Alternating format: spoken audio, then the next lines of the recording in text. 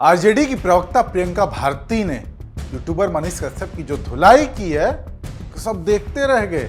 UP में ये हुआ, यहाँ वो हुआ, आप बिहार की बात कीजिए ना सिर्फ। अरे शर्म आती है आपको? एक व्यक्ति मारा गया, उसको एक व्यक्ति, हाँ, अभी अभी आपको दर्द नहीं होता?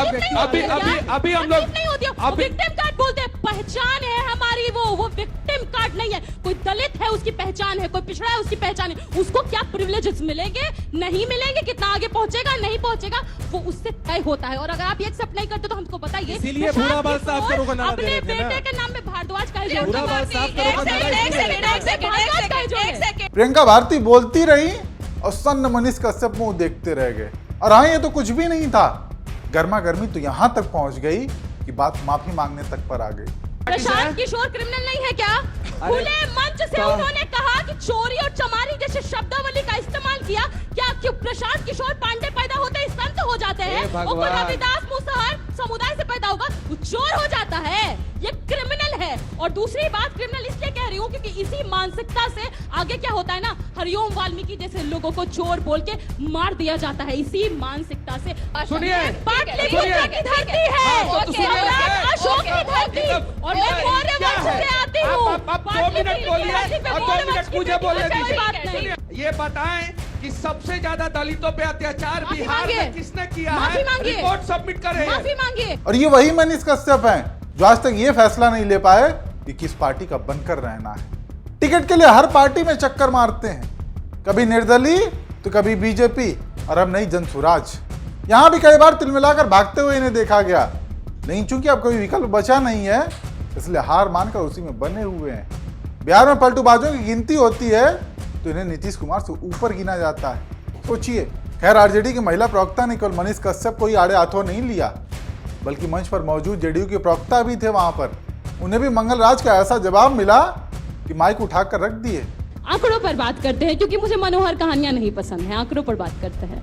बोल रहे थे कोई जंगल राज नहीं है बिहार में, सब कुछ बहुत मंगल बा। तो तनी हमरा बतावा कि जो अस्पताल में लोग घुस करके गोलियां चला रहे थे, डॉक्टर्स को मार दे रहे, धाय धाय मिर्जापुर का सीन पटना में क्रिएट करा रहे। रुक जाइए थोड़ा, सुनिए। धाय धाय पटना में सीन क्रिएट करा रहे हैं, ये कौन लोग कर रहे थे? हर दिन बिहार में एनसीआरबी का आंकड़ा बता रहा है, हर दिन 40 अपहरण, 8 हत्या, उसके ऊपर में 3 से 4 बलात्कार। एनसीआरबी का आंकड़ा हम नहीं जारी कर रहे हैं। ये अगर मंगल राज है तो मुझे लगता है ना रीमा जी को वो मंगल राज चाहिए होगा ना हमको चाहिए।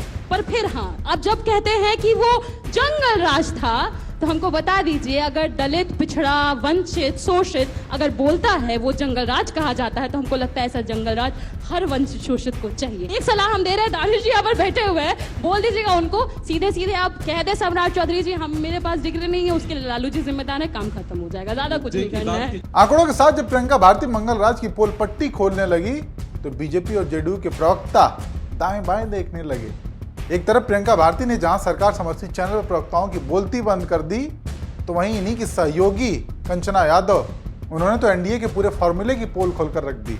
एक और अच्छी स्टोरी बताना चाहती हूँ ये कि कैसे नीतीश कुमार जी को निपटाना चाह रहे। सबसे पहले बोले चिराग पासवान जी, हनुमान जी आप नाराज हो जाइए। आप जब नाराज हो जाएंगे तो हम सब आपके पीछे मनाने के लिए भागेंगे और बोलेंगे 30 से कम सीटों पर मान ही नहीं रहे चिराग जी। फिर 29 सीटें दिए चिराग जी को, कौन? जो जदयू की सीटें हैं वो। और इस तरीके से भारतीय जनता पार्टी ने अपनी सीटें 142 तक कर ली और नीतीश कुमार जी को 101 पर छोड़ दी थी। इस तरीके से जब निपटाने की कोशिश कर रहे हैं तो आया नीतीश कुमार जी नाराज है और नीतीश कुमार जी ने अपने कैंडिडेट उतार दिए। तो ये अपने रायता को सबसे पहले ये सुलझाए और दूसरों, एक दूसरे के सामने ये लोग तलवार लेकर खड़े हैं, फिर भी बोलेंगे all is set, all is well. All is well कहाँ है?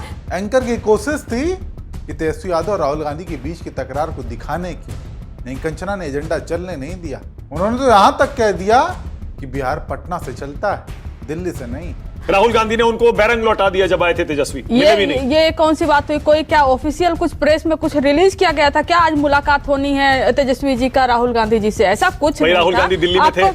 नहीं सुनिए ना, आपको ये मालूम है कुछ दिन कोर्ट में जाना था तेजस्वी जी को, लालू जी को भी जाना था, राबड़ी जी को भी जाना था, बहुत कम समय था, वो आए और मिलकर कुछ लोगों से चले गए। ऐसा कुछ नहीं था कि राहुल जी से मिलने आए। और एक बात और क्लियर बता दे और बहुत साफ साफ बता दे कि बिहार का फैसला पटना में होगा, दिल्ली में। बहुत ही बढ़िया, ये बिहार का फैसला पटना में होगा, दिल्ली में नहीं, और वहां हो गया फैसला। तेजस्वी की इन दोनों प्रवक्ताओं ने गोदी एंकर्स और एजेंडाधारी प्रवक्ताओं के नाक में दम कर रखा है। दोनों शिक्षित हैं, जिसकी छाप उनके तर्कों में साफ देखने को मिलती है। नहीं, समय समय पर इन पर आरोप लगता रहता है कि महिला कार्ड प्ले करती हैं, जाति का कार्ड प्ले करती हैं। हालांकि उसका भी ये बेबाकी से जवाब देते हैं। लेकिन ऐसे में ये जानना जरूरी हो जाता है कि आप दर्शकों के मन में इन दोनों प्रवक्ताओं को लेकर क्या ख्याल है, इनके जवाब और तरीकों को लेकर आप क्या सोचते हैं। अपनी राय कमेंट के जरिए हमें जरूर बताएं।